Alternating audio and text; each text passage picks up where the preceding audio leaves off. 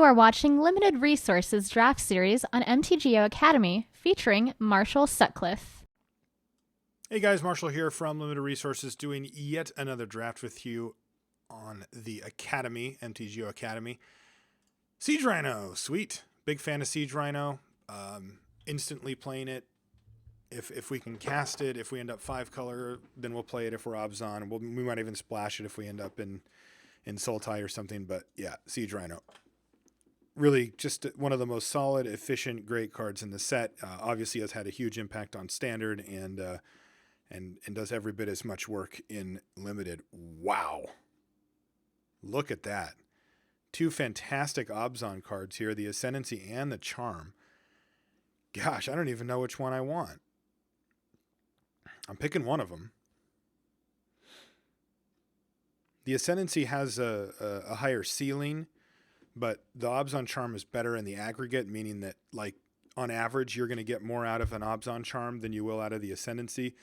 Sometimes you find yourself with a draw that's a little creature light and your opponent kills your first couple of creatures and then the Ascendancy doesn't do anything and it's awkward because you have to keep it in your hand until you have creatures. But when you've got a board with 3 or 4 creatures and you play Ascendancy, it's pretty tough to lose. I'm actually going to take the Charm here and try to keep things a little more streamlined. Bondkin, I believe, is the pick. Merrick Nightblade's fine. I like it. It's okay. I'm not a big fan, though, and I actually really like the Bondkin, so let's take that. There's another Ascendancy here. That's kind of funny. Woolly Loxodon or Jungle Hollow. Let's take the Hollow. We've already got 2 full-on Obzon cards here, and I want to make sure that we can cast them with this kind of power level.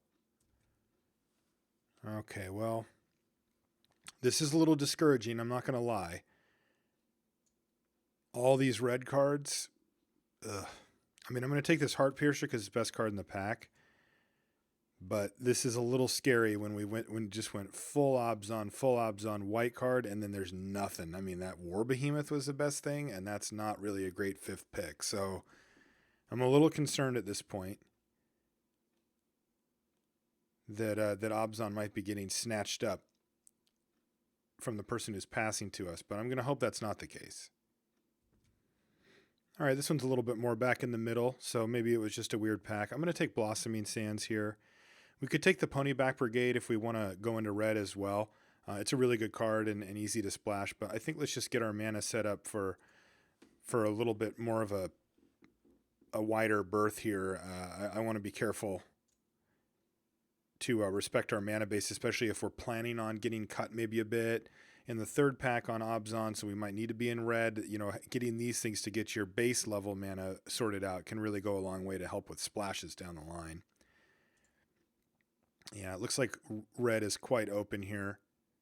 So maybe we're Mardu with a little bit of green. Like we've got 2 green things, but I'm slamming Outburst. I think Outburst is excellent. We just went Heart Piercer, land, Outburst. Like that was a pick 7 Hordling Outburst. I mean, that card's quite strong. I feel like it should go a little higher than that. So yeah, maybe we're Mardu. And we've got a Siege Rhino and an Obzon Charm. I'm open to that. Of course, the best cards in this pack are blue.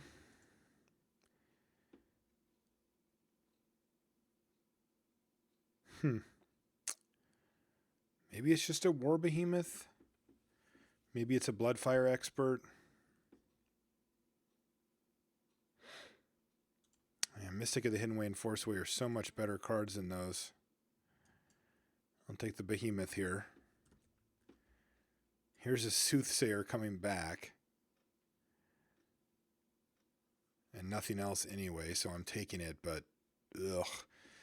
Now this deck just really wants to be 5 colors, like let's just be honest here, and we've only got 2 lands. If I picked up 2 more lands out of this pack, I'd feel good, but the chances of doing that are incredibly low, so we might have to do some maneuvering. This is going to be a tough one, I think. Power level obviously can be there, but we might have to just start jamming. Like in the 2nd pack, we might have to just take like really, really highly take lands and commit. I don't mind committing, but this is just getting ugly. Jeskai Elder coming by pretty late here as well, but think I'll stick to the Smoke Teller just for consistency's sake because we've got more green so far. Here's an Arrow Storm. I have no idea what's going on in this draft. That card's really, really good. That's absurd to come that late.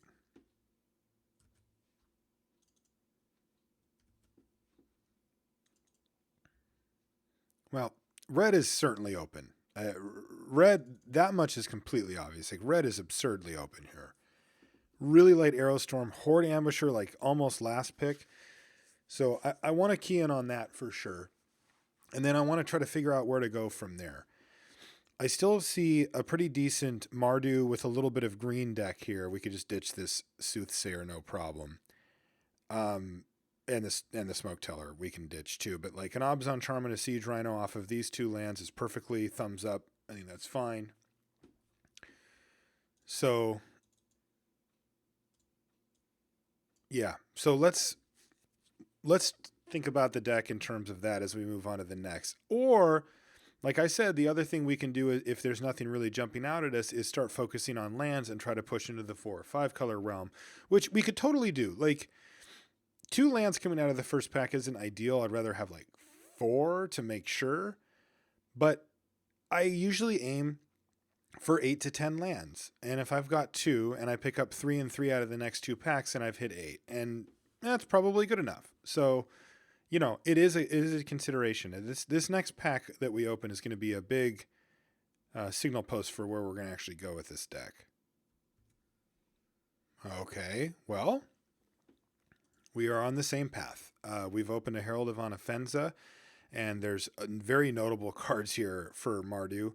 Raider Spoils, Ponyback Brigade, Throttle, Windscarred Crag, and Bonkin, the Horde Maid. You know, there's some other stuff too, but I mean, I'm going to take the Herald, but yeah. So it looks like we're going to get something good back out of that pack. Wow, and here's an Ankle Shanker. All right, I'm in. So this is out. This is out. We're probably going to splash green off of these 2 things, and we are Mardu. This is what the table's telling us, so we're going with it. Okay. Empty the pits. What is this? No, I don't want to trade anybody. Isn't a thing that we want to be doing here. I think the Kirin probably is. The Hate Blade is a consideration. I like Bitter Revelation. I like running one of them in a deck like this too. But let's just take the Kirin. I think it's the most solid, easiest option to fit into our plan here. All right, this is good. A Chief of the Edge. I mean, we are red-white base with a little bit of black and then the green or whatever, but I think this is probably worth it. Really good card. I'd like a Bloodfell Cave, sure, but Chief of the Edge is a premium uncommon for a deck like this, so I'm going to take it. Okay, this next pack. Krumar Bonkin, definitely a consideration here. Rugged Highlands as well. That gives us another green source so that we can make sure to get the Charm and the Rhino in, which really are worth it in a deck like this, I think.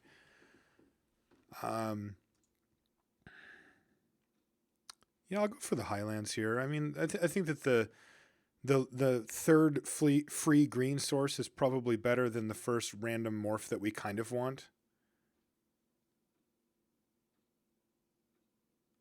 Yeah. Ugh. This pack is remarkably devoid of anything interesting for us. Yeah, this pack just stinks. Firehoof Cavalry is the only card that could make the cut in our deck, and I'd be pretty bummed if it did, so well, there it is. Another weird pack for us. I'm going to take this Active Treason. Death Frenzy, probably pretty amazing against us. We could technically cast it, but it would be more of a cut, and I'm starting to get a little concerned about playables here, so I'm just going to take the Act. All right, I'll take a playable, since they seem to be a little bit in short supply here for some reason. Well, we're doing fine, but this draft has been a little weird. All right, well, here's that pack, and with all the bunch of the good stuff still in it as well. What does Horde Mate get back? It gets back Herald, which is kind of insane if they kill it. Gets back all of these. Wow, I was going to take Raider Spoils, but like with really, I think our only token real thing is Hordling Outburst, and it doesn't even make Warriors. I think I'm actually going to take the Horde Mate over it here. I mean, I might be wrong. I do have Herald as well that does make Warriors. I'm just going to take the Horde Mate. I don't know if that was correct. Hate Blade or Leaping Master. I like Hate Blade a lot more. That's another good one to get back with Horde Mate too. You trade it off for like, oh, you know, a morph in the early stages and just get this thing back.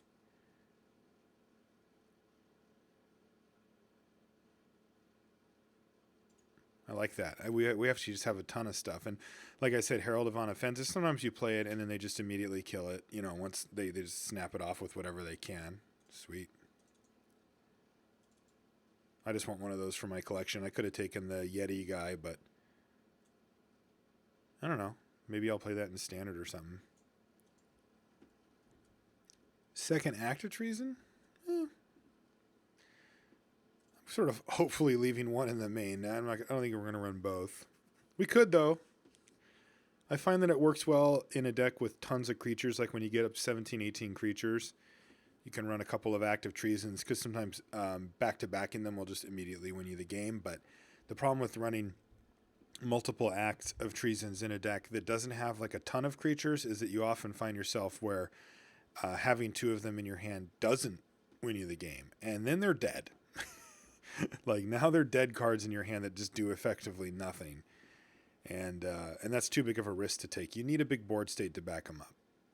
All right, we Fate. So yeah, red-white base is what we want. And then there's a little bit of black here and there for some high-level stuff. And then since we've got the free green and black sources there, I think we can probably piggyback a Siege Rhino and an Obzon Charm for power. Dutiful Return, no sir.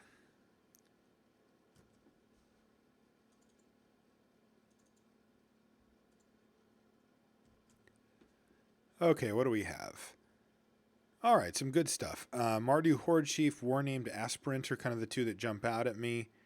Mardu Warshrieker is quite strong as well. Here's another land that gets us a splash, but I don't need to focus on that at this point. I think we're going to be fine on playables either way. So, you know, I view the Obzon Charm Siege Rhino as sort of optional anyway. So I think it really comes down to War Named Aspirant or Mardu Horde Chief. I mean, I like Horde Chief better in a vacuum. I think it's a better card. You play it as a 2/3 on 3, and it's a good blocker. And of course, it attacks just fine. And if you're the aggressor, you're going to be in a really good spot if you get to raid it out. War Named Aspirant similar in the aggressor spot, where if you get to raid it out, it's quite nice. And we actually have 2 playable 1-drops as well, which is interesting. But in the situations where you're behind, it's significantly worse. I'll take the Horde Chief here, I guess. Ooh, Seeker of the Way. Yes, please. Hopefully we get that Rush of Battle back. I would like that. And there's a Suspension Field. What else is in this pack? Nothing.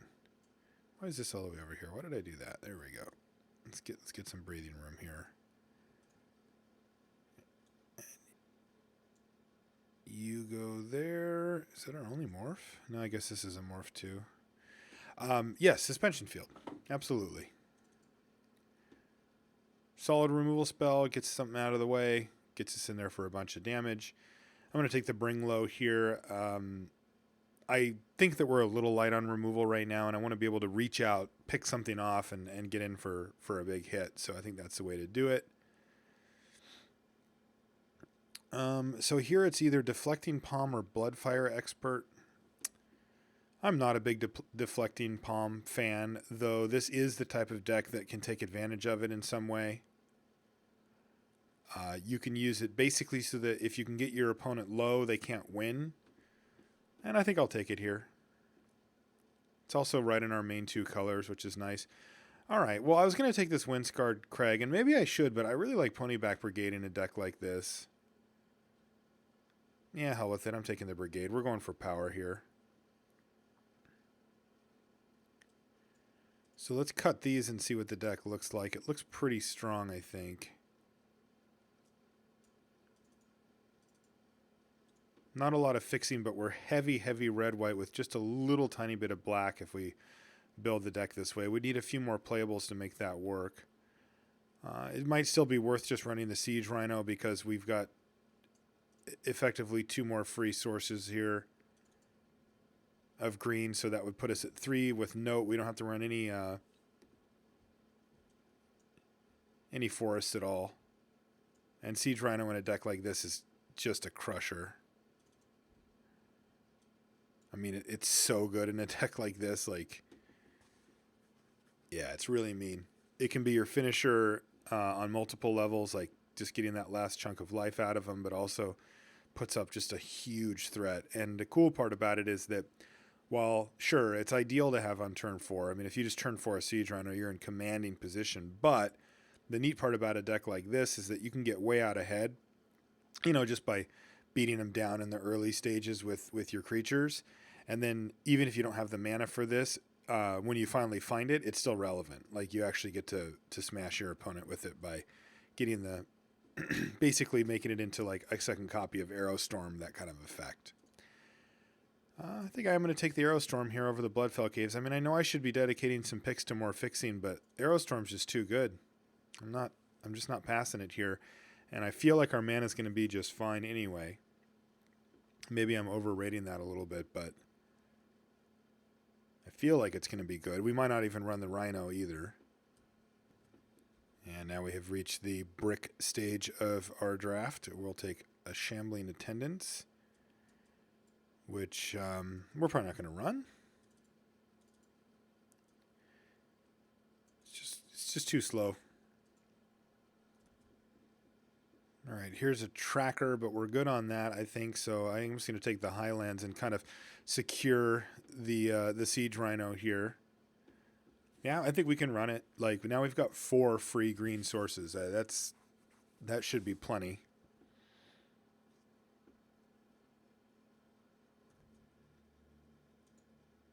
No. So we don't really want any of these. I'll take a Dragon Grip just in case we decide that we need to be absurdly... Oh, yes. Aggressive is what I was going to say, or all in or whatever. But what he was talking about there is the LR Cube here on Magic Online. You can check out the Twitter account for it at LR Cube. You can also go to lrcast.com to find out the details. There's a website, the link on the front page of that, where you can figure it out and basically get to Cube for free on Magic Online. It's great. It's a neat way to get an experience for Cube and an experience for Magic Online without having to pay for your first try. So it's pretty good. Ooh, a Trumpet Blast. Yeah, I'll take a Trumpet Blast here. Right, we've got... What do we got? Outburst. Oh yeah, there it is. Ponyback Brigade. So yeah, we'll take that.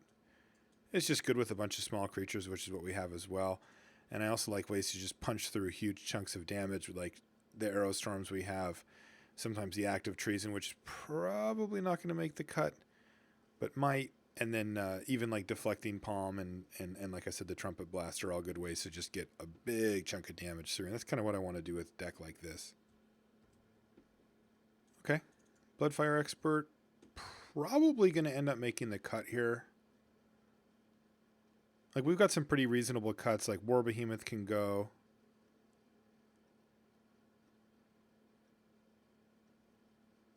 Oh, yeah, and Trumpet Blast plus Herald is also a winner. I almost forgot about that.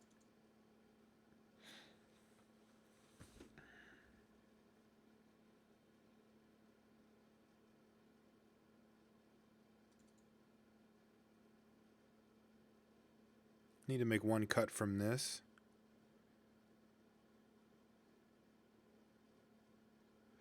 Our black is so minimal. It's interesting. It might be worth it just to cut. Like, what happens if we just cut black?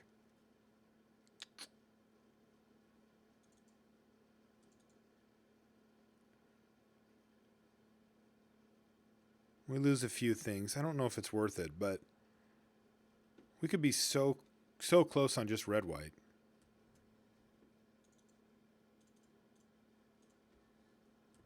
Okay.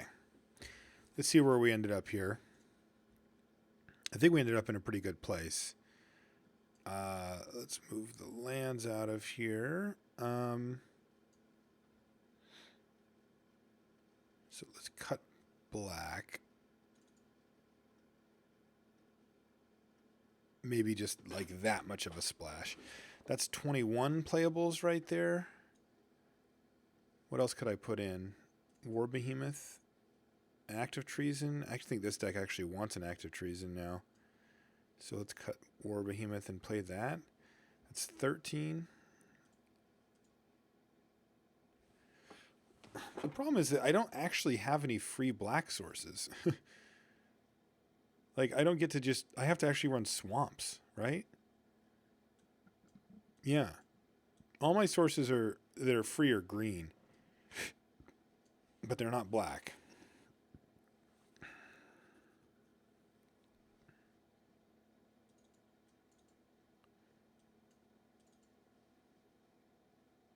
I wonder if this is better.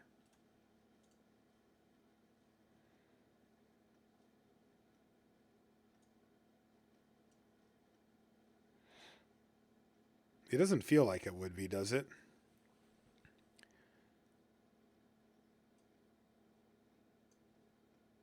Otherwise, I'm cutting this thing.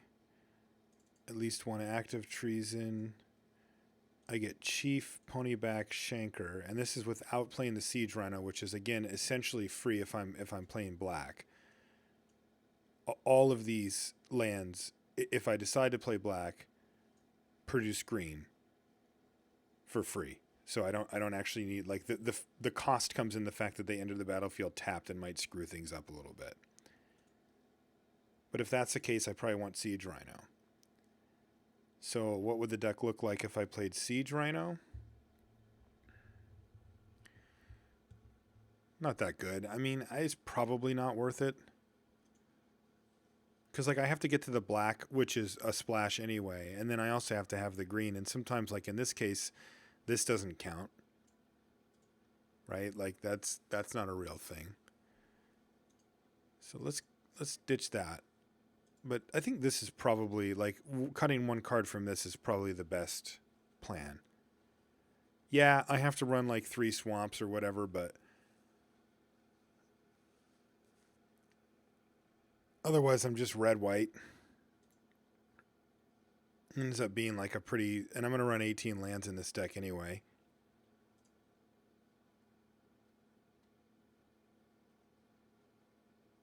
Oh, nice.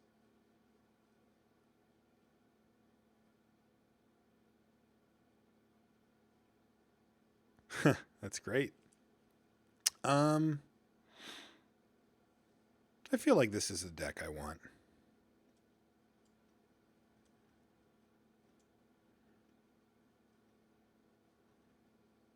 All right. Yeah, this is what I was thinking too. Oh, I need to make one cut though. I want 18 lands. So I want one more plains here.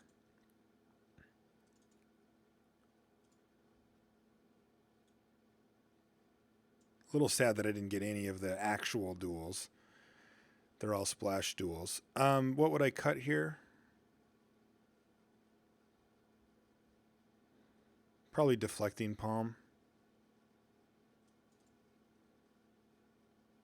We can bring it in if somebody's playing a whole bunch of Woolly Loxodons or whatever. Yeah, this deck seems sweet. All right, let's see what this beatdown deck can do. If you'd like to purchase Magic Online cards with event tickets while logged in on Magic Online, look at MTGO Academy's selection by trading our official bot, Academy Sellbot. You can find it in the Magic Online trading area or add it to your buddy list. All right. Looks like we've got a keep here. Though I will say that drawing any of our 1 or 2 drops would make this hand infinitely better. But we've got all of our mana, a nice 3-4-5 lined up here as well. So, yeah.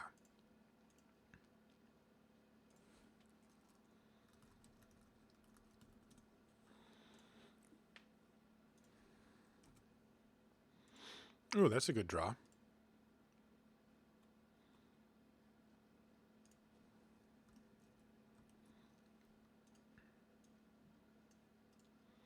Got to make sure that we play one of the... Good timing. I was just saying, we got to make sure we play one of these two lands in case we draw our chief. And we did, so... Bang. Sometimes it just works out nicely that I'm trying to make a point. And it just happens the exact way. A morph. Okay. You made a morph. I think I'm going to trade here.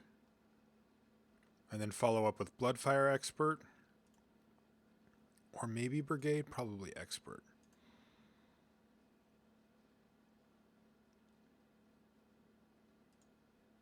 I don't think things are getting any better here, though, for Chief of the Edge. It's not really doing a whole lot anyway. And it's a pretty easy trade target for most opponents. Let's see what we get with it.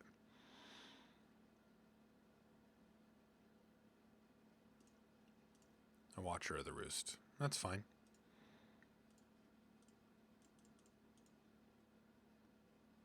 Yeah, let's play the Expert here.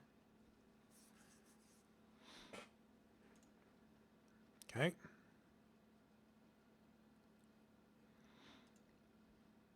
Oh, that was a really good draw, actually. That was actually just a fantastic draw. Wow, this is actually interesting now. So now that I've drawn Alabaster Kirin, I can actually not attack with the Expert.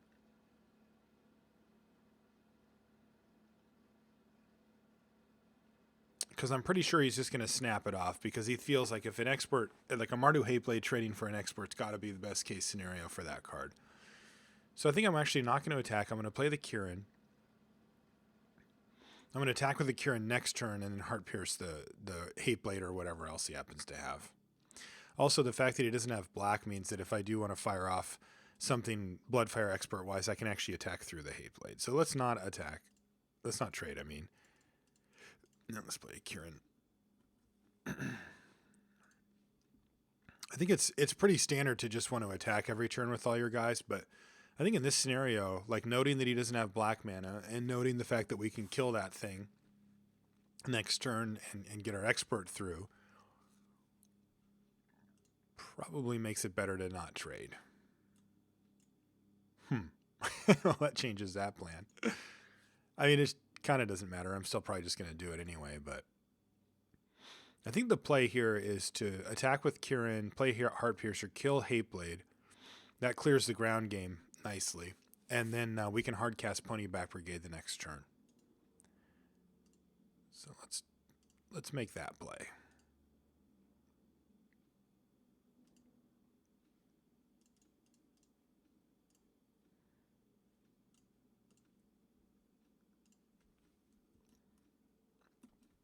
Now, unless he does... Okay, well, that's good. Now he has to do something. That's not going to do it.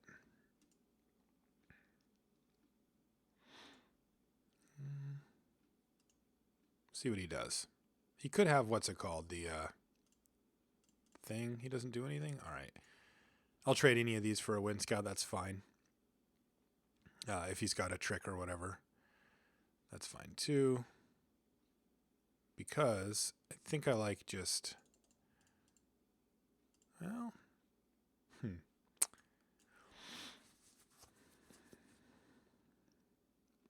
I have to think now. So he doesn't have... So he could have Disdainful Stroke here.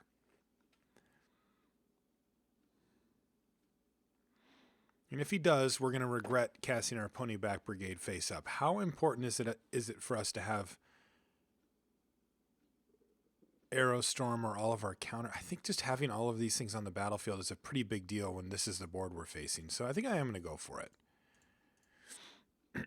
But I think the key here is that we make that decision, right? Where if it gets Disdainful Stroked, we say, okay, well, we took that risk, but we knew, why we took that risk or whatever. He's just going to tap this thing. That's fine. Where there's definitely times when I would decide, no, it doesn't matter anyway. We just want to play it face down and not let Disdainful Stroke be a thing. All right, here I think we just blast with the whole team. I guess I could see an argument for arrow storming the morph. Like if he turns it up and it's bigger, then what's going to happen? I mean, he's probably just going to eat a token with it.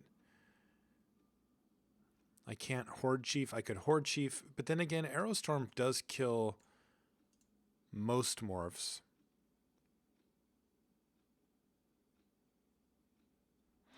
Yeah, I'm just going to blast. It ties up his mana for the next turn anyway.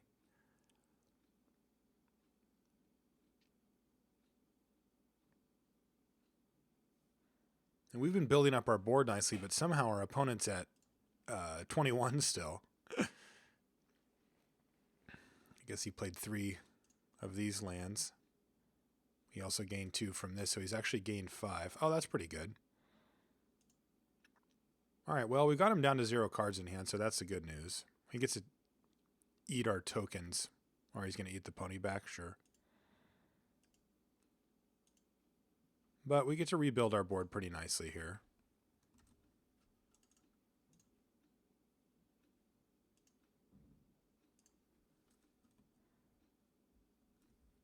Now it's the question is just, what is this?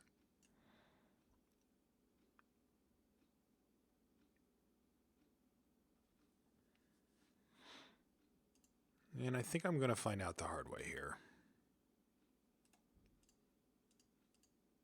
Because if it's a 4/5, like if it's a Glacial Stalker, I'm going to need to finish it off with this. And that means losing a creature. That's okay. If I fire it off and it's a 4/5, if I fire it off pre-combat and it's a 4/5, like, I'm going to regret it pretty badly. Because he just gets to just take my Arrow Storm away.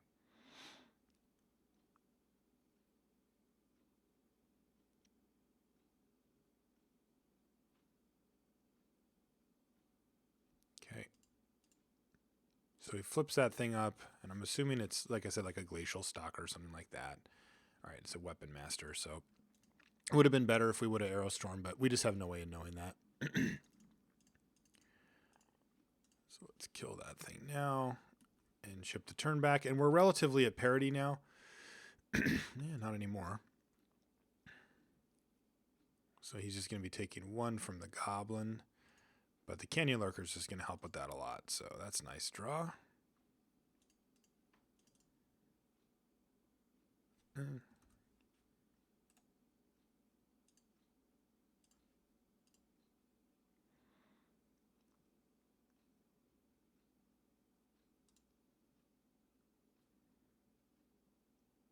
Bonkin right now is not a big deal, but that's a good draw for him. That'll help.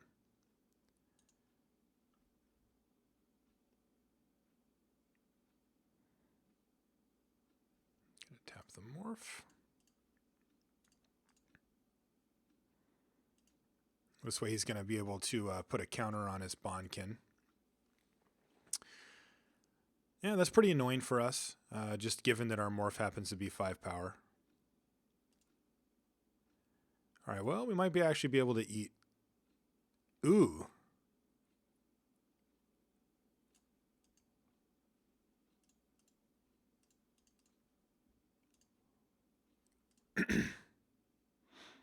It's got pretty good. He's going to tap Ankle Shanker. He's going to probably block the morph, which is really good for us. Because we get to flip it up and eat his Bloodfire Mentor. And this is like, I think the only morph for this cost that does this. It's pretty good. But he's in a decent spot now. Where the Bonkin is going to hold.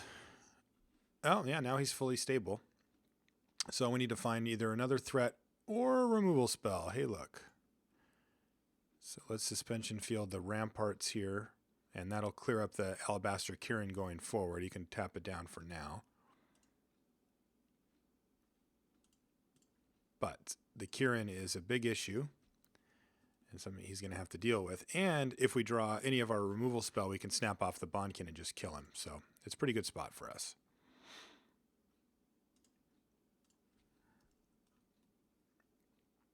All right, as long as he doesn't find an answer to this Kirin, we can ride the wave. That's an extra turn he just bought, though, which is annoying. Yes. Don't know why he would do that.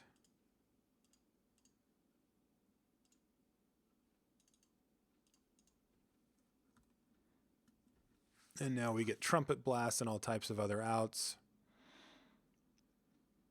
We have Lethal right now. It's a little bit risky of an attack, but I think I would just attack with everything anyway. He blocks here. He takes 5, so he's got to have something. Oh, he had Arc Lightning? Yeah, that's fine.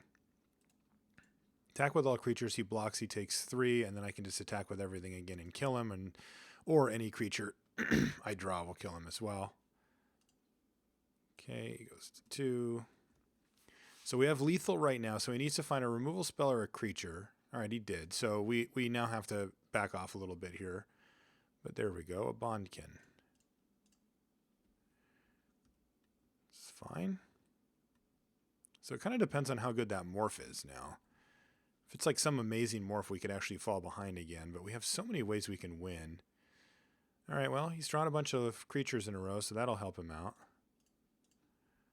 And we have drawn a crap ton of lands in a row. Holy smokes.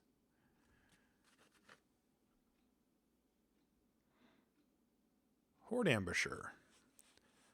Horde Ambusher. Horde Ambusher is interesting. Unfortunately, we can't use it yet. But I think it's still worth just face downing here just because it's a better creature face down anyway. And we'll just keep leveling up here.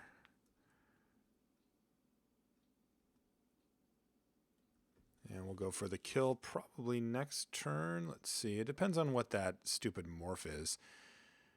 The good news is we're not the ones who are under pressure time-wise. Oh, hello. Is that good?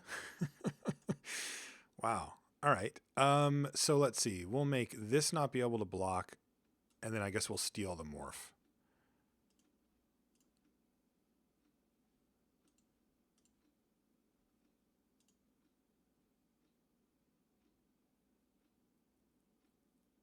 And he, of course, gets the bad news as well. So what was the morph? It was a Weapon Master. Okay. Yeah, but so basically we put ourselves, though, in a situation where we were relatively inevitable. I mean, it took some time, but like we were going to find something. Looking at our deck list, other cards that would have been good there. Any creature, obviously. That part's easy. Horde Mate would have been sweet, too. Bring Low would have been fantastic. Our Aerostorm just wins on the spot, right? Some of our worst cards, like, a Mardu Hateblade there doesn't look too good. Seeker of the Way isn't too good. I mean, we can still just build out and get big, but I like it. The question I have is, do we want the other Active Treason? He does seem to be, kind of a big things type deck. And I won us that game and could certainly do it again.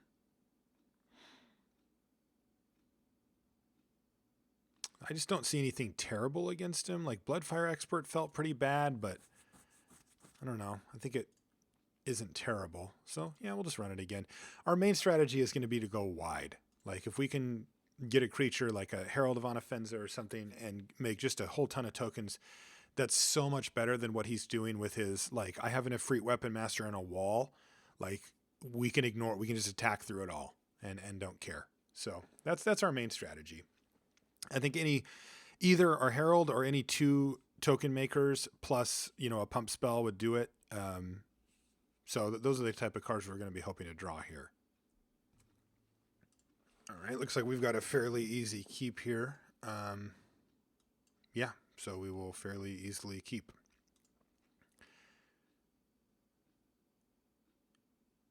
I don't really know which one we want to run out first. I mean, Chief just has 3 power. Seeker of the Way doesn't, but would get it after playing the Chief. So I guess the question is, the first one that we're going to just run into the red zone is the one that we'd be more comfortable with losing, which I suppose, I mean, we obviously don't know yet because we haven't seen our next couple of draw steps, so we'll figure that out. But I suppose that Seeker of the Way just because Seeker only will sometimes have more power, though if we draw like a couple of non-creature spells, then that would certainly shift that. So we'll see.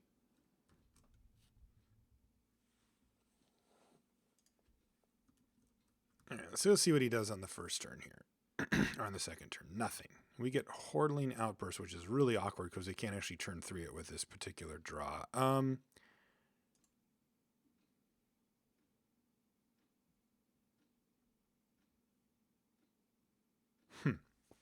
This is weird.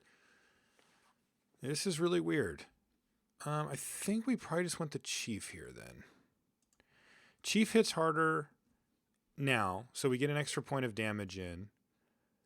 It doesn't look like we're going to be able to trigger the Seeker of the Way the next turn anyway. So even if he plays a Morph, we can offer a trade here, I think, pretty safely, especially with Hordling Outburst. Oh, that's even better. I don't know if we want to offer this trade now, though. I feel like we just want to do this. Yeah, I think I will actually trade, though.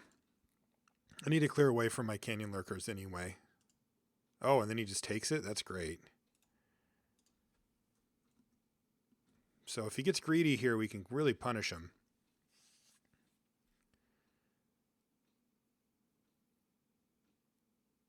Looks like maybe we're getting injured here.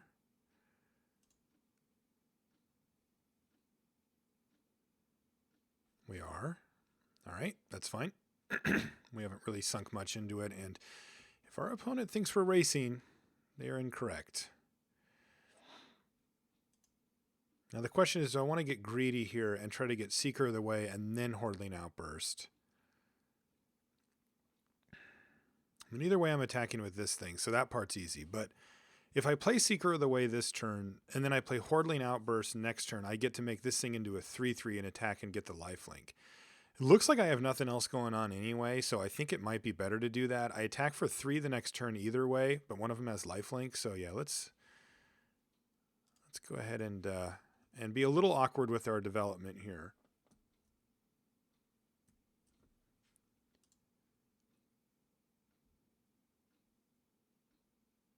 But I think this does actually benefit us.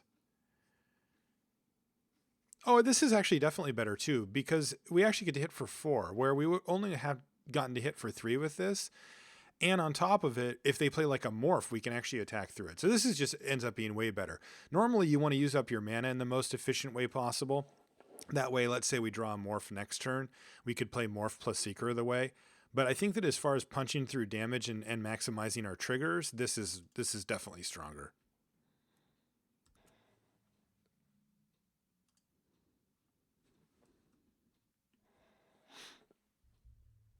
This is a big turn here.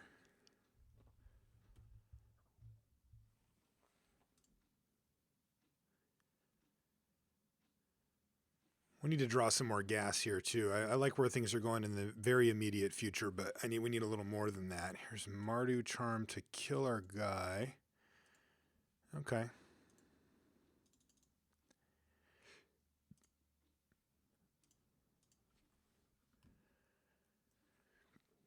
We draw Active Treason, which could be a huge blowout. Our opponent's still trying to race us, which is a good thing for us.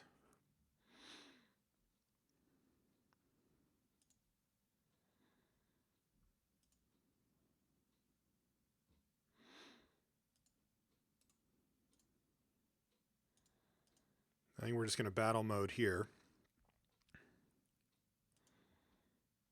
Get in for a couple and trade that guy off, and then do this.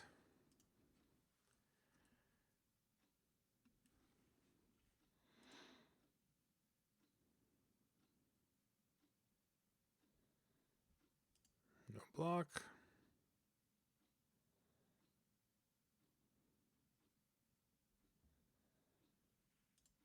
Okay, the question is, can we kill him with his own Butcher of the Horde here? Steal it, sack this, so it's 5, 6, 7, 8, 9, 10. We can almost kill him. Can I sack it? Oh, it's another creature. That's probably still worth it, though.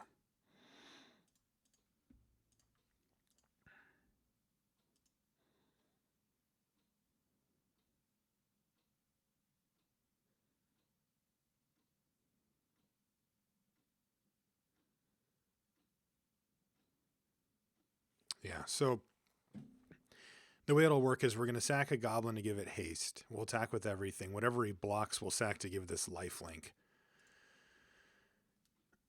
I don't know if it's going to be enough, though, because he's still going to have Butcher of the Horde on his side. We're going to not die the next turn, but if he's got like some expendable creatures, he can give it lifelink back and put himself really far ahead. Also, if this morph is huge, he can kind of get us. So given that we've got nothing left in our hand, we're probably going to have to get kind of lucky here. 5, 6, 7, 8, 9. We're attacking for exactly lethal. So all he has to do is block a token to not die. But he's got to be careful. I mean, he might block badly or something. Like if he blocked with the Ponyback Brigade, let's see, 7. I probably just let that happen, right? Maybe sack a goblin to gain 5 life. It kind of depends.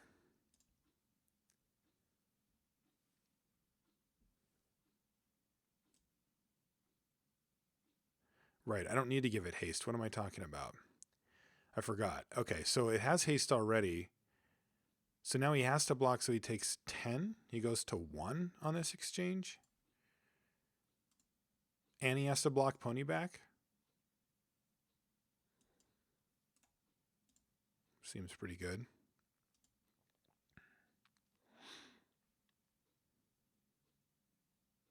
Okay.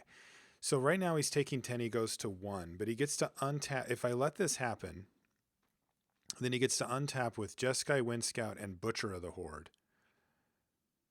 So he could get me for 7, maybe 8. If he lifelinked, then he could probably just kill us. So I think what I want to do here is sack one of my goblins to get lifelink. That puts him at 2 and me at 15, where I've got lethal here, kind of. He's got a Mastodon, and he just has to ship the turn back. And I can get him to 1 here, but not kill him. So, go. Yuck. But we've got outs here depending on what he draws. Now, he might just take the chance to sack this thing and gain 5.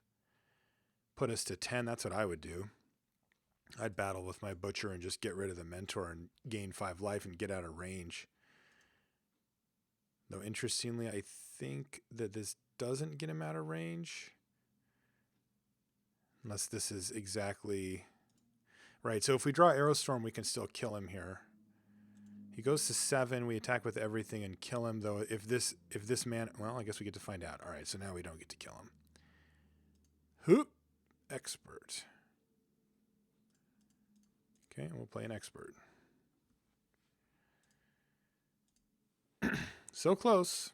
We're very, very, very close to killing him here. We don't think we die this turn, no. Oh, wow, we drew Aerostorm. Block. So we can kill him. Yeah, we're going for it, I'll tell you that.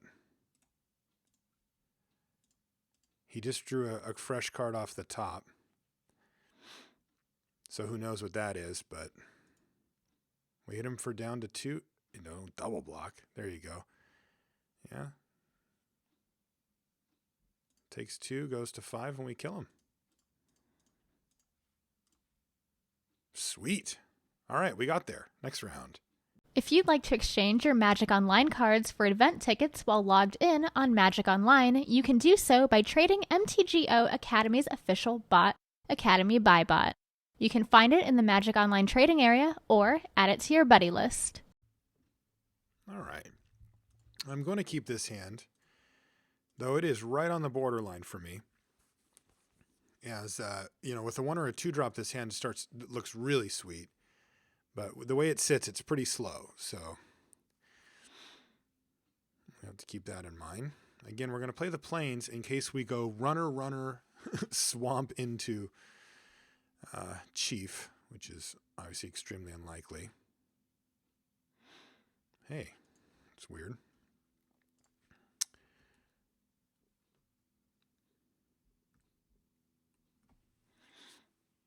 All right, we're probably just going to have to run the Mardu Horde Chief out there, just blah. But if this is a morph, it does a pretty good job. Yeah, okay. Brigade. Yeah,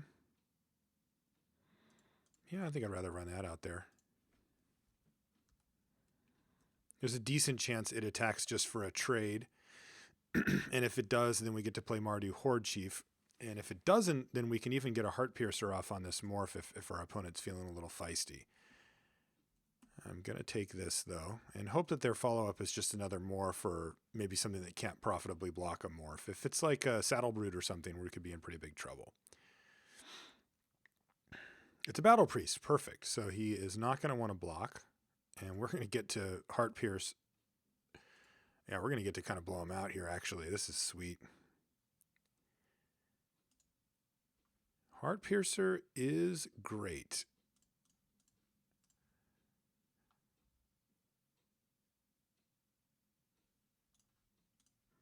Yes, Flame Tonkavu, you guy. And I think it's pretty obvious to hit the Battle Priest there just because that card is really, really good against us. It's just really good in general. And the morph, who knows? Well, this is a pretty easy block. He's only got 4 mana. The worst thing that can happen here is a trade. So I'll take him up on that offer. Oh, I see. He's got a feat. Okay, that's fine too. Now I can bring that thing low. And kind of get him here. That seems fine. We got plenty of room to work with on that front. Ah, Kieran.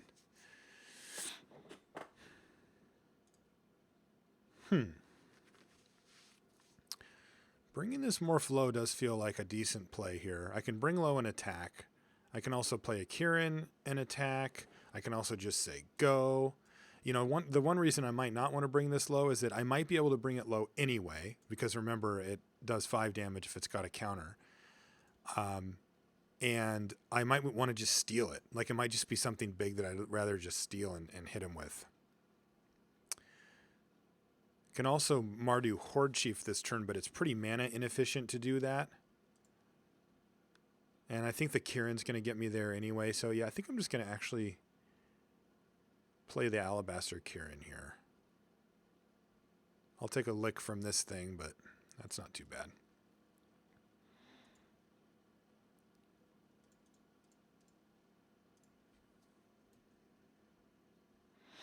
The Kieran will do a good job of keeping the Skull Hunter back, and then it'll also do a good job of making sure that I can get my Mardu Horde Chief on if I need to. Patrol. Yeah, the Kieran looks better every minute. Wow. Now that changes things a bit, doesn't it? It certainly does. Okay, so let's attack with the Kieran and ship the turn back here. And I'm going to use my mana to flip up this Ponyback Brigade and then probably go more Horde Chief and then Shanker, but we'll see. All right, he finally hit his other mana here, so we're going to, again, take a hit from this thing.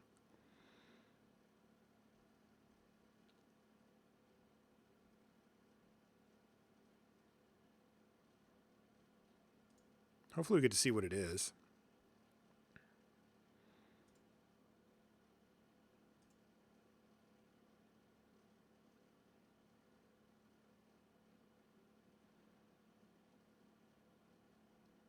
War Shrieker. What do you got? High Spire Mantis.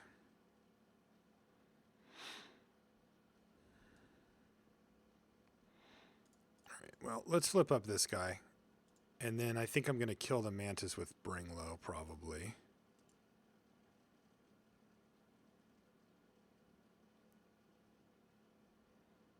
Because that's a problem. He's out of cards. We get to plan this out pretty nicely. Ankle Shanker hits for 2, 3, 4, 5, 6, 7, 8, 9 right now, which is nearly enough. Man, I really wish I could Bring Low and Horde Chief here. That would be perfect.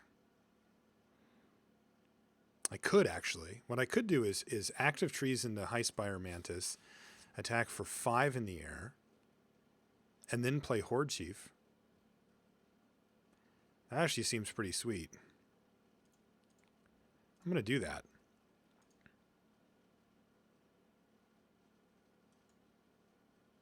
Yeah, that actually seems quite nice now that I look at it. Interesting. I didn't think that would be the play I'd make this turn, but I really want to try to set up for maximum ankle shanking. So getting him down to 9 here means that and getting the Horde Chief on board with token means that the next turn I get to ankle shank and really force the issue.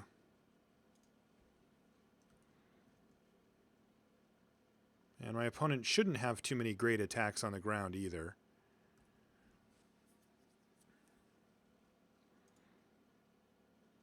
Maybe just this.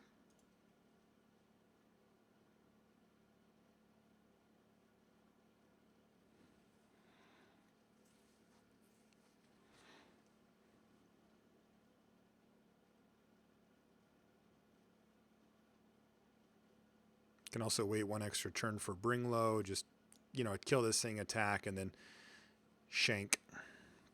I just don't want to die on the crackback. I just have to make sure that my opponent can't get around whatever I'm doing. Right now I've got 2, 4, 6, 7, 8, 9, 10. I'll have 12 power coming over. He'll have to block some amount of it, lose every creature he puts in front. Oh, that's good news. Also, doing this in the main phase means that this morph isn't coming over.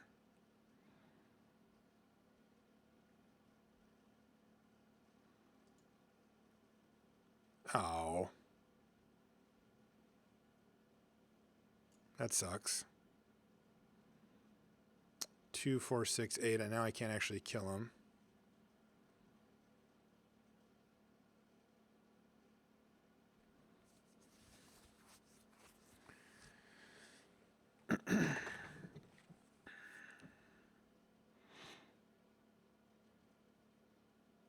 So this is 3, 6, 8. I can go to 4 here. And then I can play Ankle Shanker, crack back. He can block here, lose it, and then I die. Yeah, we're not actually winning this race anymore. So I'm going to go ahead and block here. I'm going to go ahead and block here and take 6. And then I'm going to have to Bring Low the High Spire Mantis probably. But I get to attack here.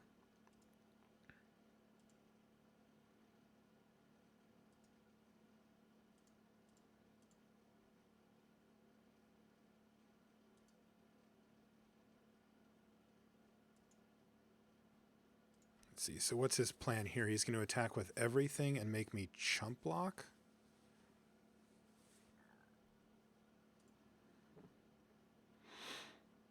That's actually going to work quite nicely. Yeah, being at 6 is brutal here. Being at 7 would be totally fine. Yeah, I think we're going to lose this one. This, in the main deck, is silly and brutal. And probably not very good either, looking at what he's got going here. But I think he's just going to battle with everybody here.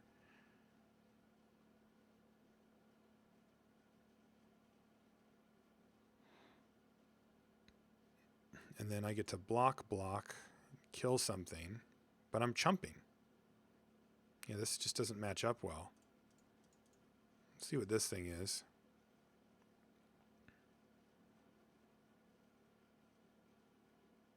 It was a Sage Eye Harrier. Yeah, I just have to chump twice and we're basically just going to lose here. That one has trample anyway. That doesn't matter. Yeah, that sucks. We were trying to set up the big Shanker turn, but couldn't quite get there.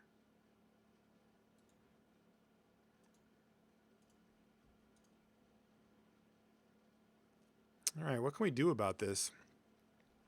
Our tokens are obviously worse because he's main decking that piece of crap boulder thing with a bunch of 3-power creatures, so that's not going to get it done.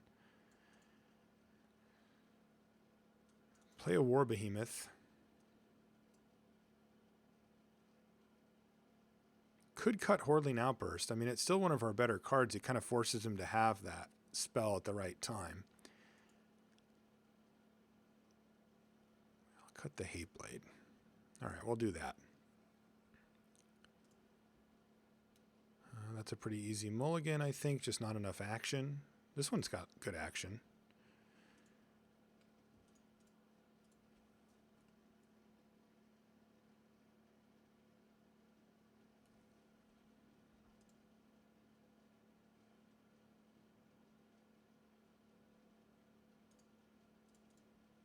Play the Seeker first.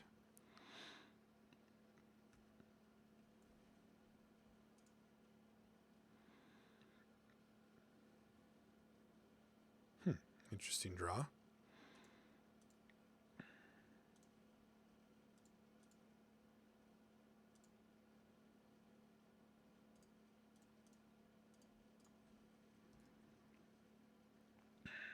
Now, if he plays a Morph, I think we just jam both of them right into the Morph and then Horde Mate.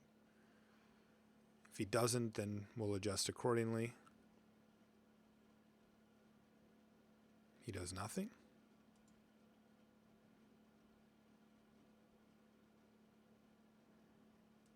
I'm just going to attack.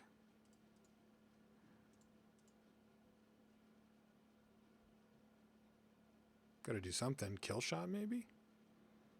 Oh, perfect. That works out actually just beautifully for us because he's not developing his board. And we are.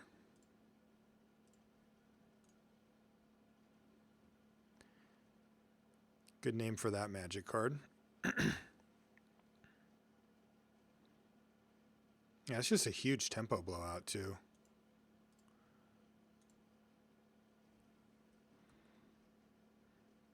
Yeah, it's just super nasty. And we get to Arrow Storm away whatever he plays here and hit him for 2, 5, 6, 7, 8. Ugh. It's a rough curve. I like it.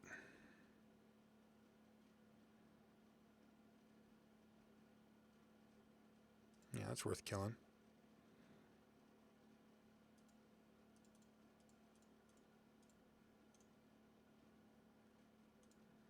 Now, we do need to find some more spells here, but you know, this is going to put us in the driver's seat at least, where he's going to have to come up with some big stabilizer. And if he doesn't, we're going to just run him over. And also, any card now, like we draw an active trees in the game, just sort of ends. Another Arrow Storm will end the game.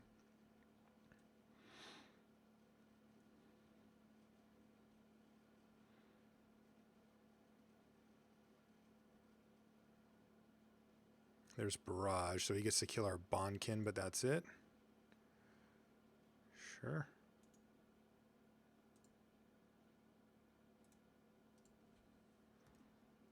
Now we get to hit him for a couple. Or for 3, actually. We unfortunately bricked on our land drop, which is sad, but pressure's still on this guy to come up with something.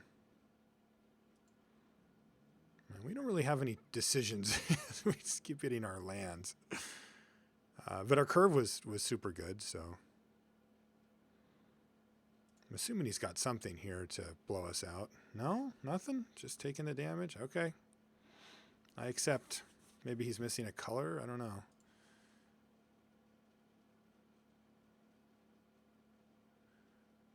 Sure. We just need a spell. It's not a spell. So he is now stable. At least temporarily.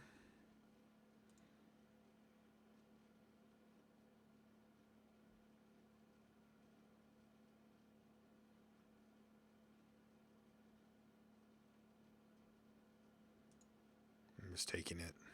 He's just triggering raid, but I kind of have to just let him. What in the hell was that? He just wanted to get in for one? He's got to have something. Yeah, he's got to have something.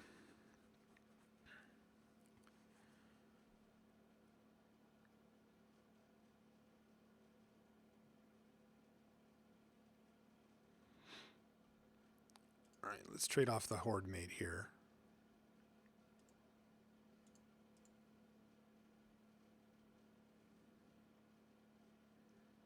I think he might have a Feat of Resistance or something like that.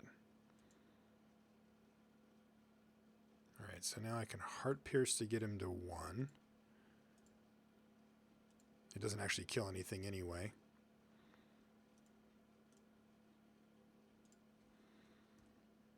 And that just makes like any future token draws better. It means that he can't really attack us. Like he can't get sneaky with this thing again. He gets to hit us with Kirin, but whatever, we're at 22. We don't care about that. Also, it means if I draw a non-creature spell, then this thing can actually attack, which is sweet. Chief of the Edge is interesting. It makes this thing 3 power to actually be able to get through these. Seems quite good to me. You can also just wait a turn and blast, but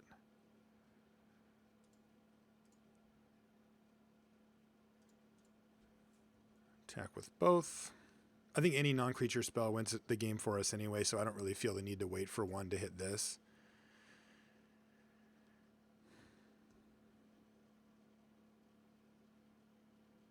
And now, because this sets us up for the win next turn, obviously, with 2 creatures versus 1.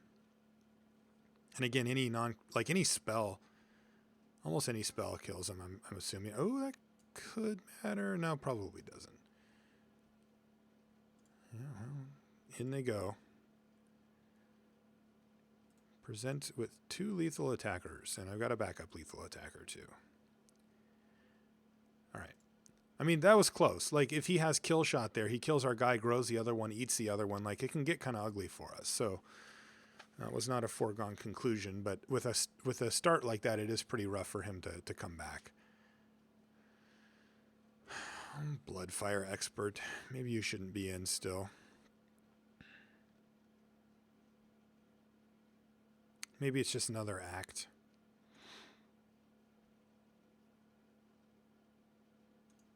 I feel like act is very good against him.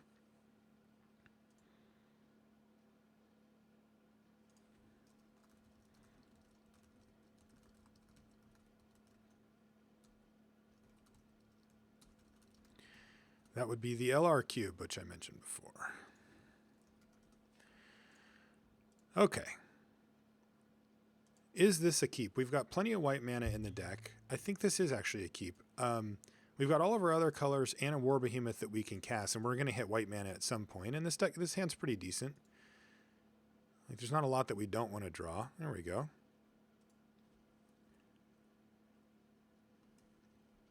So we get Bonkin, War Behemoth. That's pretty good.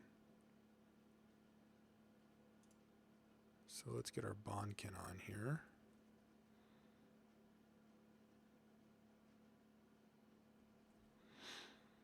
Now we just want to draw a bunch of creatures. I think we'd be pretty well set up to win if we can do that.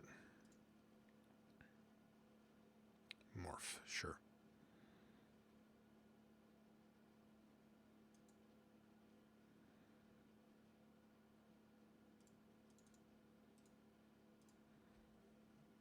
Just going to ship the turn back here. I want to get a counter on our Bonkin next turn. I want to be able to not get Barrage of Boulder to lose it. And I don't think we're going to have much else to do anyway.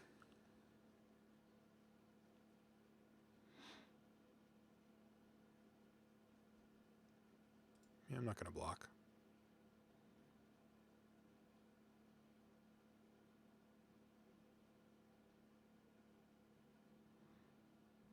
Okay, well, that's something that we're going to want to kill.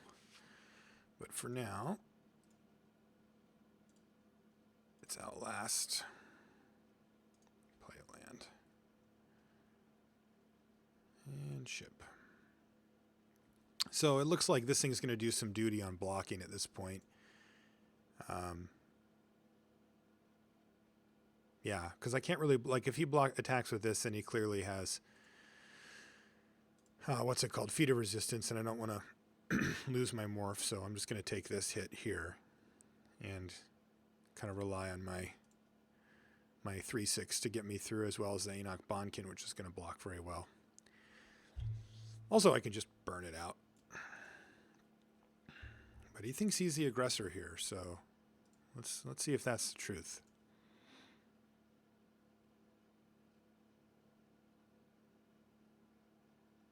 Another morph, okay. And we draw our Shanker, which could come in handy later, but probably isn't very good at the moment. Okay, go ahead.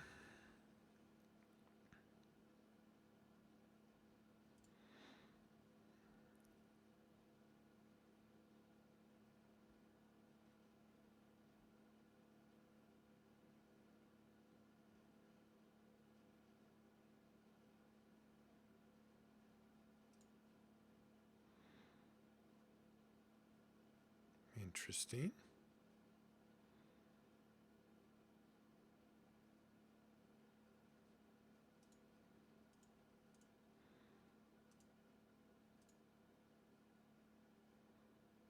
What is this? It's not just feet. Really? Okay, what color are you going to pick? I guess white's the most obvious, but he could pick anything. This is a weird play, though. He must have something else up his sleeve. Protection from red. Please say this is going to work.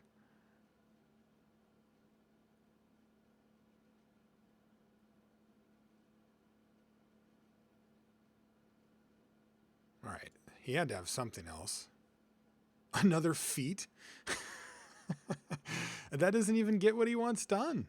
Wow, that's great. He just 2 for 0'd himself. I'm very happy about this. The question is, do I want to active Treason Suspension Field or Aerostorm it?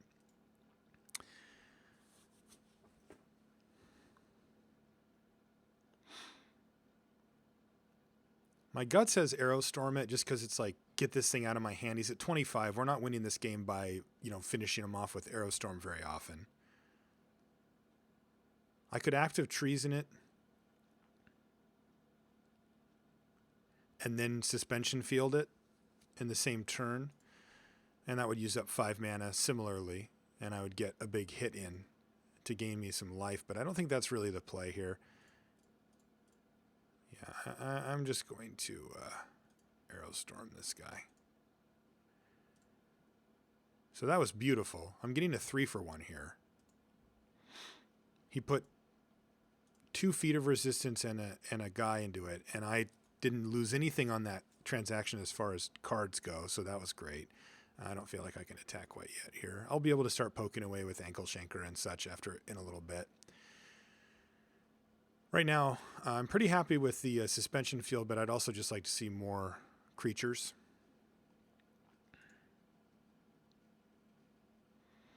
Bring Low's pretty good.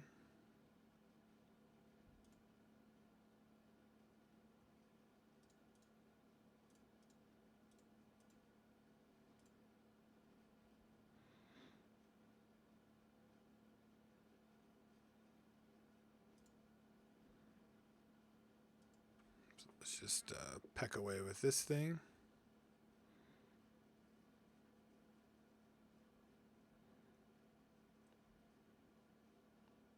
Hopefully he'll start flipping up these morphs so I can get a feel for what's going on here. Oh, it's a pony back. All right. That could be bad for us. Right now it's not, but it could be. Can't really suspension field that.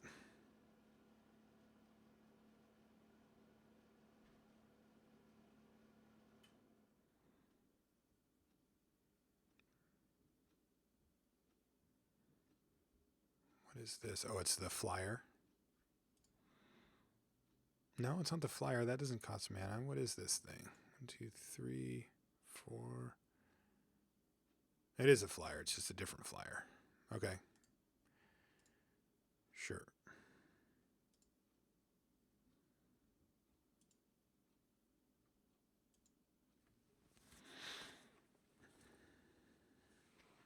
Well, I might just suspension field a Sage Eye Harrier here. I don't really know if that makes a lot of sense. Nothing good to active treason. He just doesn't have really much going on here. I don't think it actually makes sense to do that. So I think I'm just going to peck away with this ankle shanker again.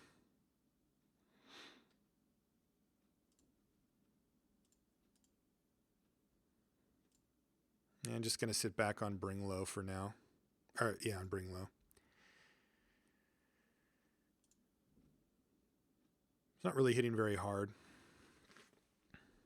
Would love to see like my own pony back brigade, I guess, but I wonder if he's just sitting on that stupid barrage in his hand and doesn't have anything to do with it.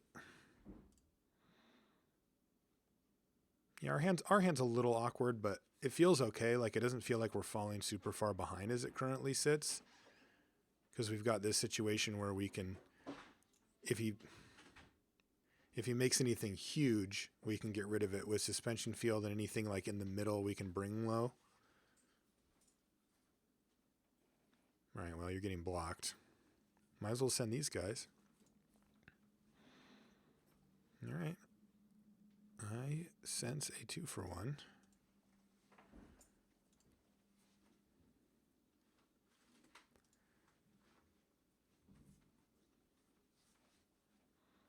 Shoot, that happens anyway, right? Well, I think I do still bring this thing low, but I think this guy's blocking no matter what. Like, I think Ride Down's going to kill him. Like, he doesn't stop blocking.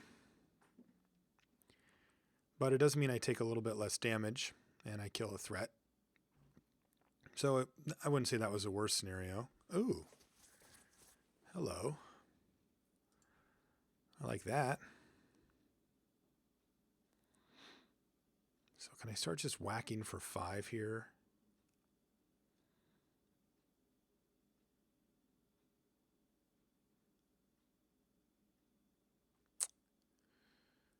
And then I play Seeker of the Way. I mean, I'm going to lose to something anyway, like, what's it called? Like Trumpet Blast or whatever anyway. So if I hit him for 5, he goes to 16, he hits me for 1, probably. I mean, I'm going to have the Seeker of the Way. Yeah, I think I can do that. If he can get through the Seeker of the Way, that's a bit of a bummer for me, but I don't actually need to block anyway.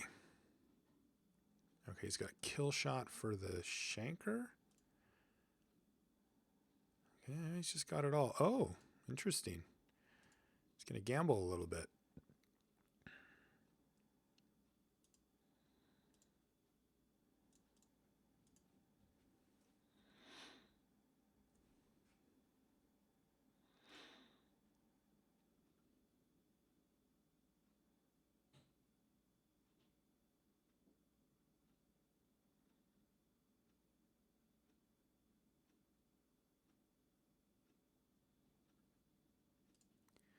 All right, well, we found some stuff to do now. So this sequence actually works out quite well for us. We only take 1 here.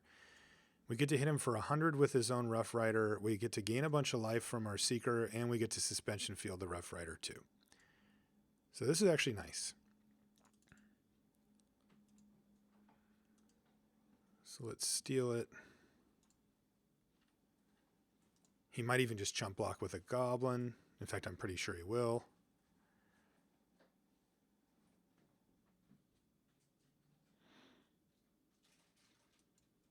Yeah, I guess I don't get to gain the other piece of life, but gaining 3 is pretty good.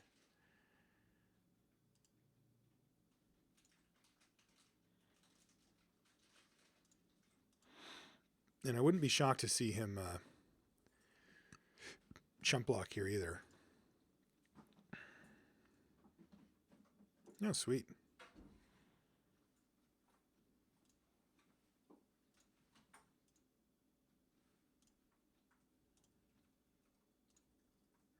That's a bummer. I would have liked to have got that extra life and hit in, but we obviously got a lot more damage through with the Rough Rider.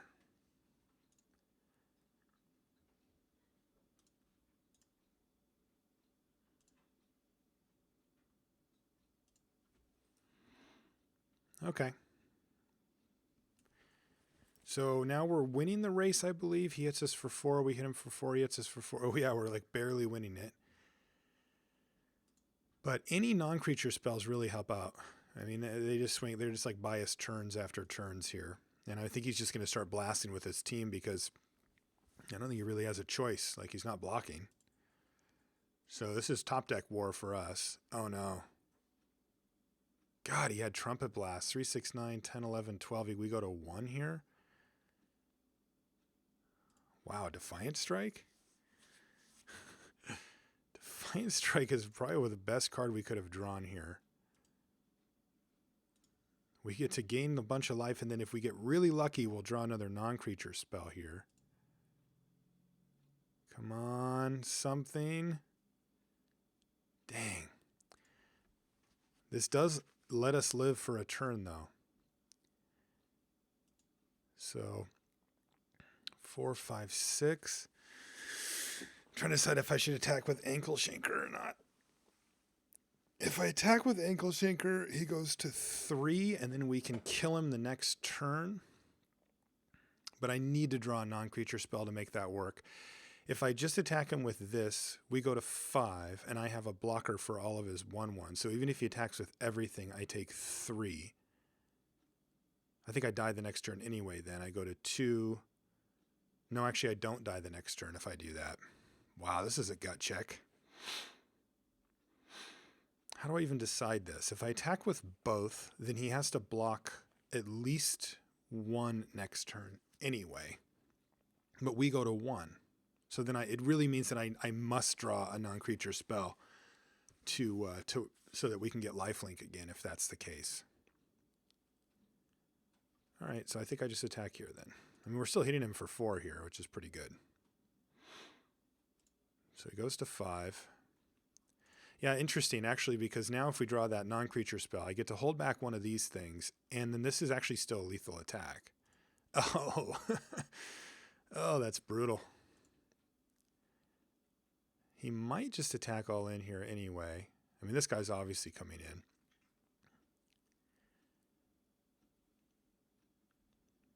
Yep, he's going for it. Oh, really? It's weird. Yeah, because this does not leave us dead the next turn. Oh, but he's got something else. God, his draw is insane. Oh, ours is too, though. Oh, but he left back a goblin.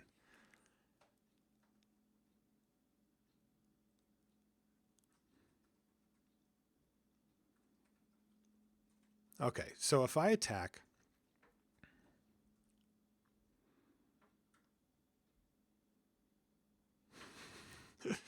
This is the most insane game. This is such a huge deal. All right, but anyway, so let's go back to this. So if I attack right now and he blocks, then he doesn't get to kill me on the crackback.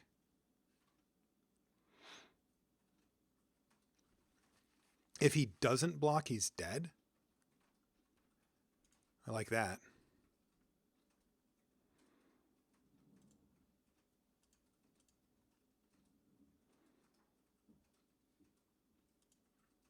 Yes, he did not block.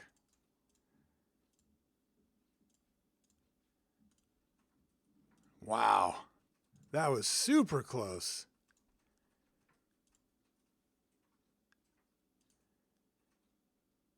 Wow. Yeah, that was about as close as they get. I'm going to have to rewatch that one too. That was one that had so many different decision points that were like quite important.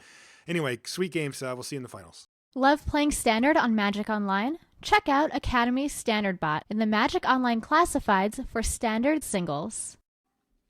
All right, we won the die roll here in the finals. We're going to go first. That one is not a keep. That's a mulligan. We need more action than that. I think this one's a keep. If we get lucky, we could have turn 2 Chief of the Edge, which would be absolutely insane. We probably won't though, but that's okay. You know, I think this draw is not too bad. We can fire off Defiant Strike if we get desperate, you know, on our opponent's creature too. That worked out. It was one of the better draws. If we draw an untapped, actually all of our lands are untapped. If we draw a land next turn, we could really get them. Morph Fight here.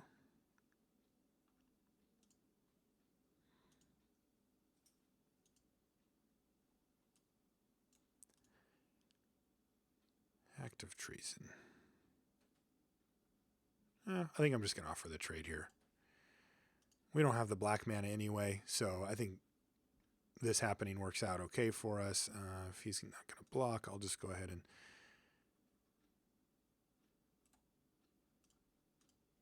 get an extra point of damage and hopefully hit a land. Well, all right, that works too. This is an interesting draw. I'm definitely hoping to hit a land here.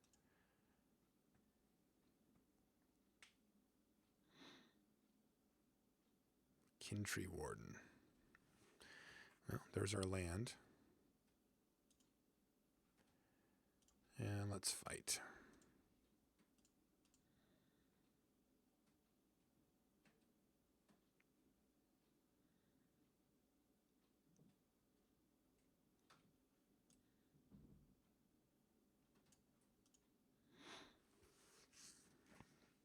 Okay, this works.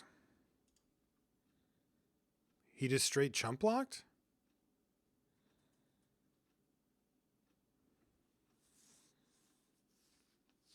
The hell does that mean? He's got cancel?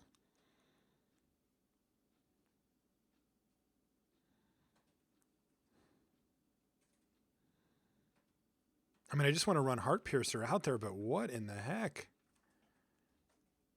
All right, well, I guess I'm not going to play around it until he actually shows it to me.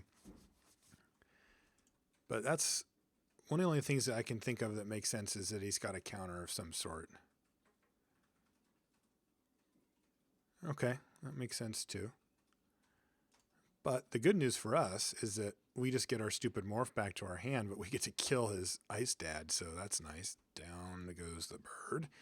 All right, so that worked out. I think I just would have regenerated if I were him. I think it's probably better to just regenerate. He does nothing now? What in the world is happening?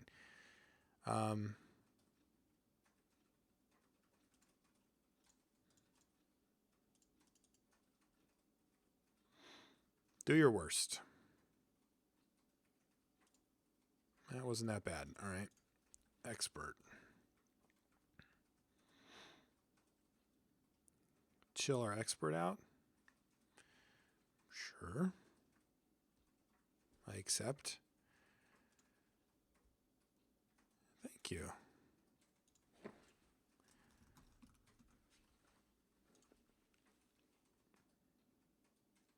That was last weekend. But I didn't win.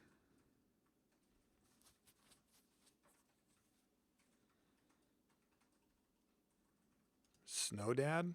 Oh, you're taking a lot of damage in a turn or two here. Maybe even just this turn.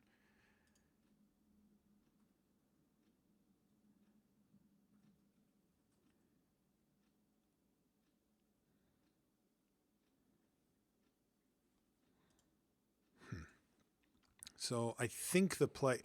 So there's one scenario that works out really well for us, which is I attack with both of these. He blocks Seeker of the Way. I timely Horde Mate, and then next turn we Active Treason and steal that thing with a full board. I feel like he probably would block Seeker, but if he blocks Heart Piercer, that play just gets kind of worse. Like we still play Horde Mate, but it's not as good. I think I might want to make that play anyway, though. Yeah, I'm doing it. I think he's going to block Seeker. And if he doesn't, I actually have another nice play of playing Ponyback plus Hateblade that turn too. And this is going to drop him to 10 either way. All right. Fair enough. Yeah, having these backup plays is good too. So go ahead, and then this makes stealing this a lot better because we get Bloodfire Expert untapped. And so it'll get the trigger as well. Oh, he's going to bear punch something. He knows what the morph is. I guess he bear punches the... Oh, he's going to take out the morph. That's great.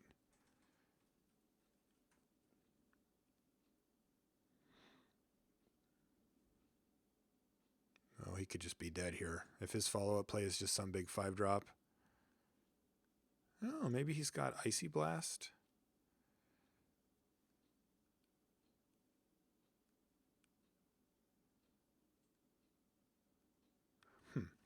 Well, I could go for the win here and with Active Treason. Or I can play...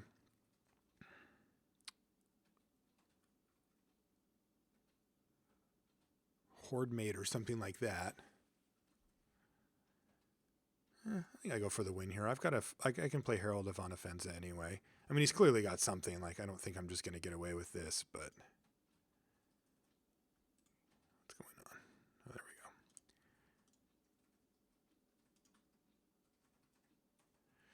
But also, if he doesn't have a few specific cards, then I just win, which is nice.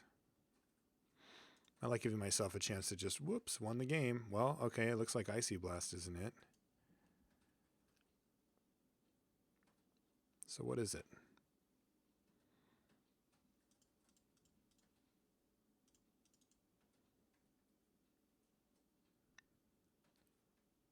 Sirach. Sirach isn't bad, but isn't good enough either. Herald.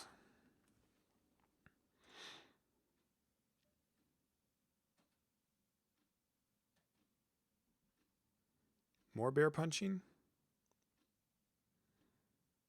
If he's got a bear punch, then he's actually in decent shape here.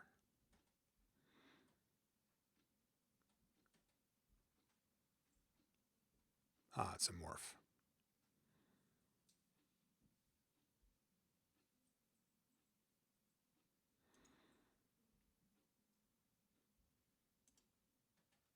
It's a good draw.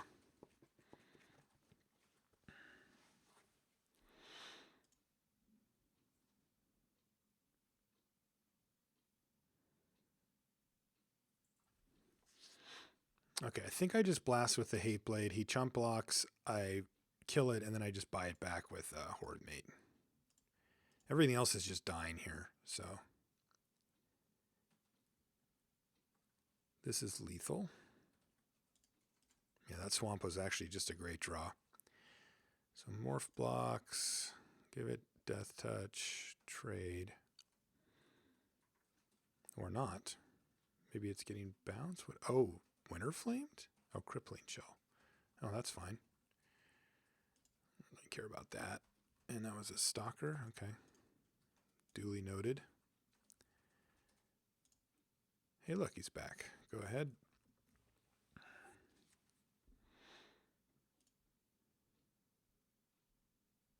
Oh, that could be good.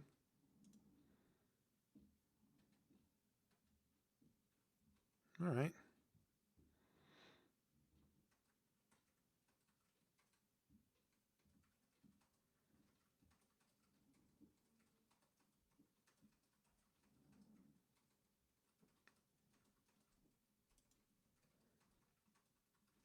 Okay.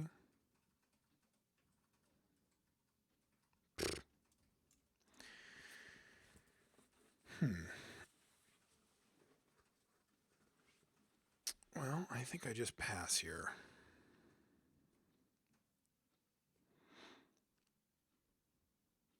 Like if I attack with any of these, they're just going to get blocked by Highland Game, and he's going to go up to 3 anyway.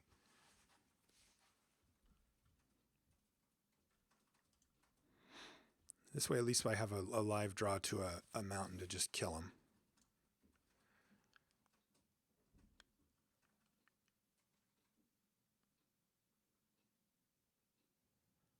Like, if I attack with all 3, I can force... Let's see, he eats... This ends up dying.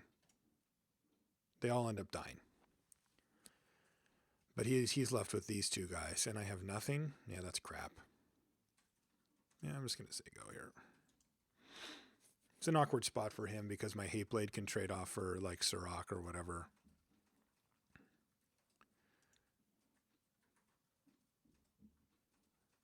Tusker. All right, well, mountain time, please.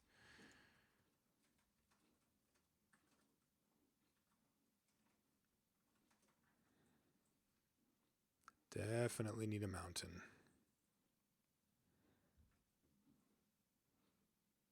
He might just send in with this guy. I accept.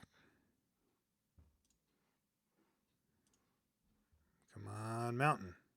Bring low.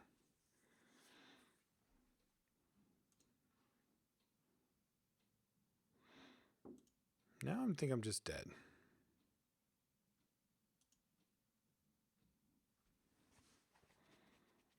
Everything's out of bring low range. Aerostorm doesn't get it done. If I can bring low something. Oh, wait, he's just dead. What am I talking about? I bring low this and attack with the team. I don't know why I thought that I couldn't kill this one. This one I obviously can't kill because then he goes up to 3.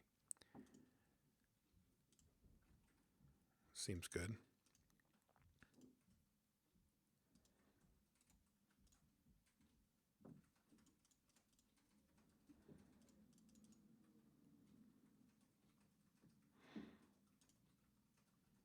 Sweet. So a mountain or a bring low is good enough.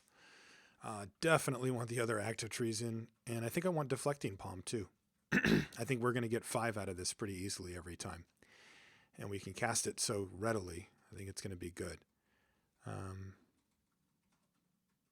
Feel like Chief of the Edge is like not amazing here. I might be wrong. I like these ones that can tussle with the bigger stuff, and I like going wide.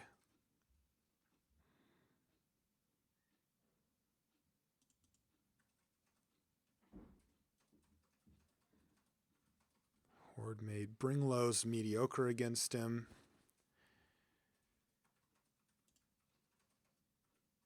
Like, Herald, Defiant Strike is fine still. Let's see. Seeker's always good.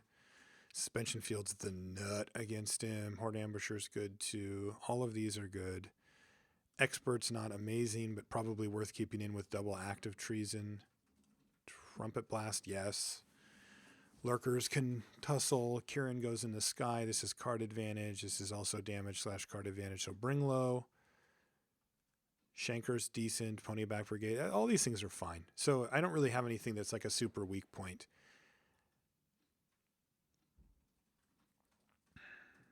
I guess I could cut the Defiant Strike. It's kind of the least impactful card. All right. Let's see if we can finish this thing off. This looks good.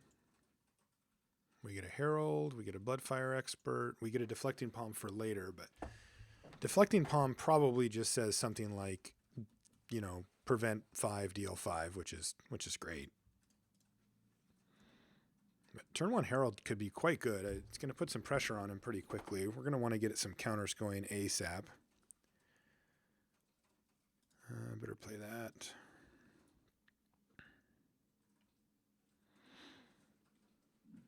Play the Hate Blade. Oh, he missed. That was sweet.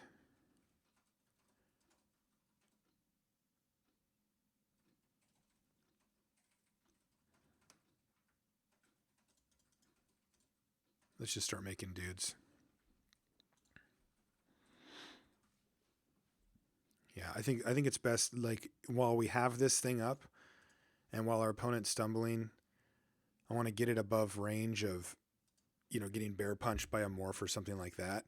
And then I can start playing Bloodfire Experts and the like.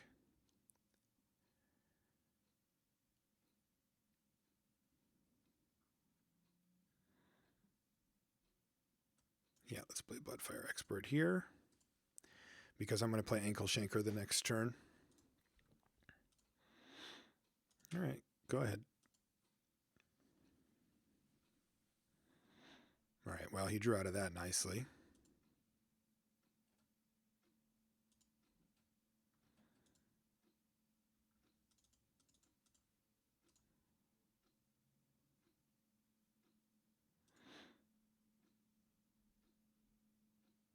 No idea what this is. Oh, Mind Swipe. Okay.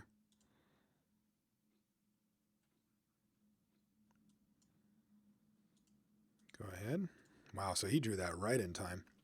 All right, so we're going to settle in for a little bit longer of a game where we just start grinding with Herald here.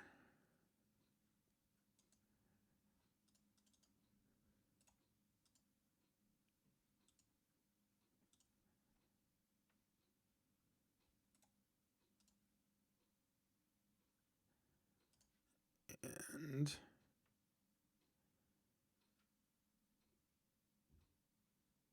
chilling out that guy. All right, well, good move. I was going to attack, so I don't think I will now. I'm just going to keep growing the Herald bigger and bigger.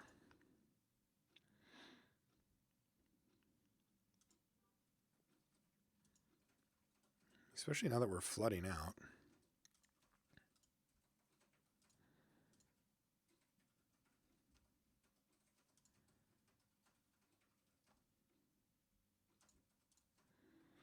This could be interesting. This is definitely the way to lose a game like this, is to have your opponent draw out and then to have us flood a bit here. The good news is we have a place to put our mana with the Herald.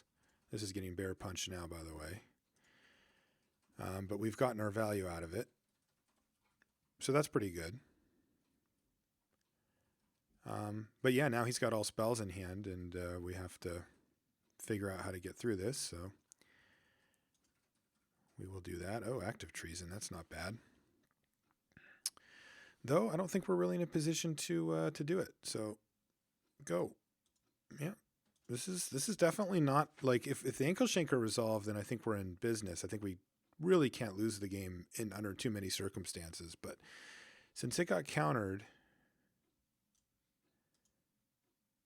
now he's drawn a bunch of lands in a row and can just sort of kind of go to town on us here. So yeah. Yeah, now he's just resolved essentially 3 5-drops in a row. It's pretty good. Fear into 5 drops, and we've drawn, I think, 4 or 5 out of 6 lands. So this is what needed to happen for him to win. Now we're way behind.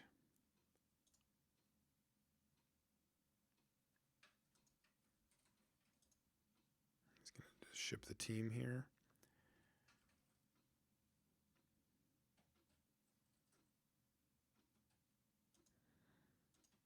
All right, so this is 6, 9, 10, 11, 15, 16, 17, 18, 19. So this is actually a lethal attack.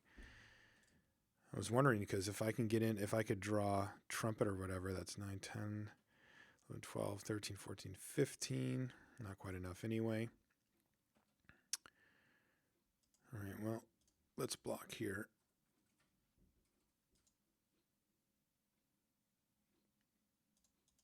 And we'll go ahead and deflecting palm.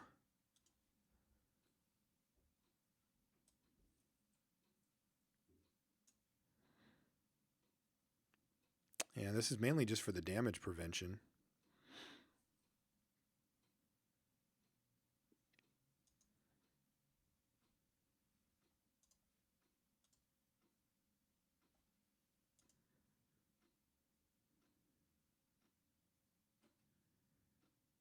Okay, so that puts him at 14. Yeah, we need to draw something sweet. Horde Chief's decent, but we're at 3. We can hit him for 6, 7, 8, 9. Probably just dead here, right? I thought that last time for a second before really looking, so I guess I'll look this time too. So if I steal Surrak, I attack for 9, I make 3 dudes.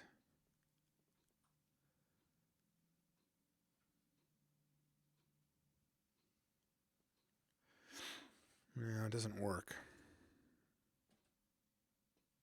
I think the best I can do here is attack.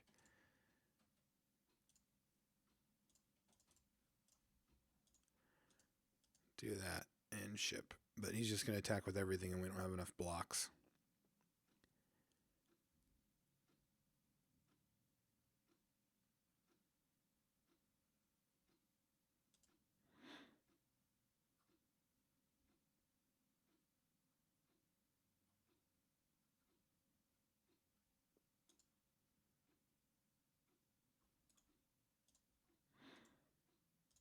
Okay, so let's try again. I don't think we need to change anything here. I like our plan. Let's just run a little better.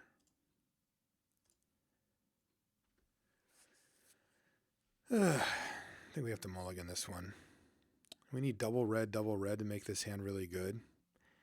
We don't have any of it. Like, our best play is a turn 3 brigade. Yeah, I'm going to mulligan.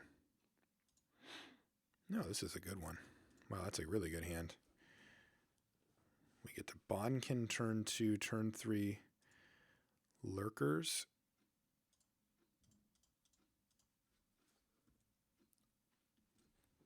And we have suspension field for the first big thing that he plays. Oh, this is nice too. That's actually better than lurkers, isn't it?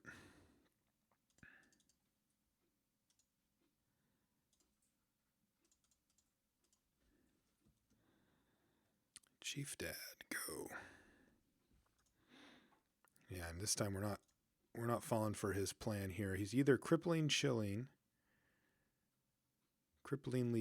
Let's attack. All right, so that means that he probably has Mind Swipe, and we're going to play our land first so that we don't get blown out by it.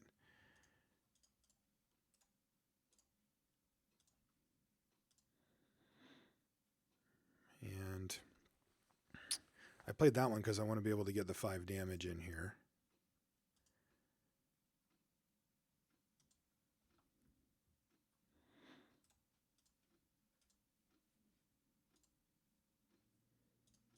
I'm just going to use my mana on this. That way, again, we get to play around the stupid counter spell, and we do 1,000,000. All right, we crushed him. He didn't even get to play a spell.